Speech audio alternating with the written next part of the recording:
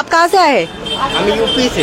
UP से आए हैं। हाँ, वहाँ पे एग्जाम होता है? वहाँ पे एग्जाम होता है, लीक होता है। हमारे स्टेट में बेरोजगारी है, योगी बाबा कुछ नहीं कर रहे, बुलडोजर उल्टा चला रहे हैं। योगी बाबा के खिलाफ प्रदर्शन हर बार स्टूडेंट करते हैं। अभी पेट का पेपर हुआ, 30 लाख बच्चे बेरोजगार घूम रहे हैं। यानी हमारी सरकार बिल्कुल निठल्ली सरकार, जिसे बोले निठल्ला, इस टाइप की हमारी योगी सरकार है।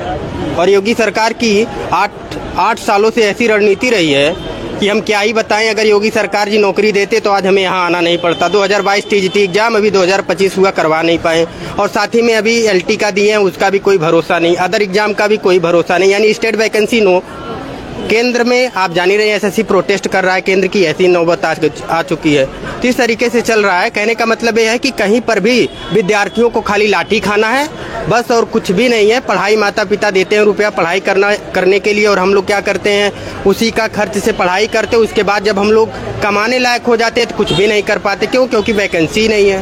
वैकेंसी नहीं मिलेगी तो आगामी मुद्दा क्या हो सकता है? स्टूडेंट बिल्कुल बेरोजगार हो जाएगा। बाकी तो योगी सरकार निठल्ली सरकार है, बाकी यही कहेंगे।